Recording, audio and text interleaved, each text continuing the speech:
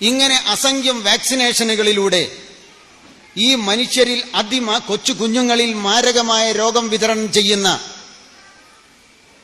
ഇബ്ലീസിന്റെ ഭരണകൂടത്തിലാണ് നമ്മൾ ജീവിച്ചുകൊണ്ടിരിക്കുന്നത്. നല്ലതാണ് എന്നും പറഞ്ഞുകൊണ്ട്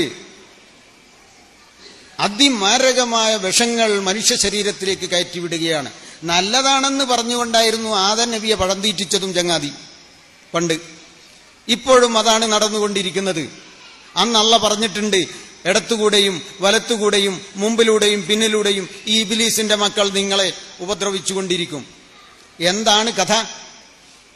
നിങ്ങൾ നിങ്ങളുടെ മക്കൾക്ക് കൊടുത്ത വാക്സിനേഷനുകളുടെ ദുരന്തം ആ കുട്ടികൾക്ക് എന്തായിരിക്കുമെന്ന് പറയാൻ എനിക്ക് ധൈര്യമില്ല. അതുകൊണ്ട് ഞാൻ പറയുന്നില്ല.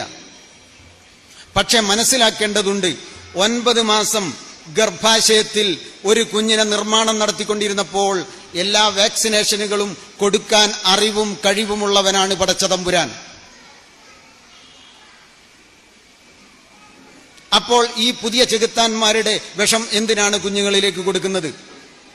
മാത്രവുമല്ല, പുതിയൊരു ചോദ്യം ഈ സദസ്സിലോട് എനിക്ക് അടിവരയിട്ട് ചോദിക്കാനുണ്ട്.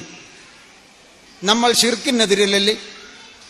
അള്ളാഹു അല്ലാത്ത ഒരുത്തന് കീഴ്പ്പെടുകയോ അവൻ പറയുന്നത് അവനും കൂടിയെങ്കിലേ അള്ളാന്റെ പണി മുഴുവനാകുമെന്നോ വിചാരിക്കുന്ന ശിർക്കല്ലേ? എങ്കിൽ എന്റെ വിചാരം, എന്റെ കുഞ്ഞിനെ പൂർണ്ണതയോടുകൂടി സൃഷ്ടിച്ച് എല്ലാ വാക്സിനേഷനും കൊടുത്ത് പുറത്തേക്ക് കൊണ്ടുവരാൻ അള്ളാഹു മാത്രം മതി. പോരാ, അള്ളാന്റെ കൂടെ ഡോക്ടർമാരും ഗൈനക്കും കൂടെ കൂടണമെന്നാണ് വിചാരമെങ്കിൽ അത് ശിർക്കാണ്, കൊടിയ ശിർക്കാണ് എന്ന് വിശ്വസിക്കുന്ന ആളാണ് ഞാൻ. നിങ്ങൾ എങ്ങനെ വിശ്വസിക്കണമെന്ന് എനിക്ക് നിർബന്ധമില്ല. ഞാൻ അങ്ങനെ വിശ്വസിക്കുന്നത് കൊണ്ട് ഞാൻ എന്റെ ഭാര്യയോ എന്റെ മക്കളോ എനിക്ക് സ്വാതന്ത്ര്യമുള്ളയിടത്തുള്ള പെൺകുട്ടികളോ ഗർഭം ധരിച്ചാൽ ഒരു ഡോക്ടറെയും കാണാൻ സമ്മതിക്കില്ല. കാരണം ഞാൻ അവരോട് പറയും അത് ശിർക്കാണ്. ഒരു വാക്സിനേഷനും കൊടുക്കാൻ പാടില്ല.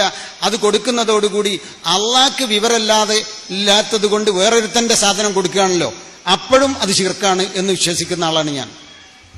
നിങ്ങൾ എങ്ങനെ വിശ്വസിക്കണമെന്ന് ഇന്ന് രാത്രി പോയി കിടക്കുന്നതിന്റെ മുമ്പ് ആലോചിച്ചാൽ മതി.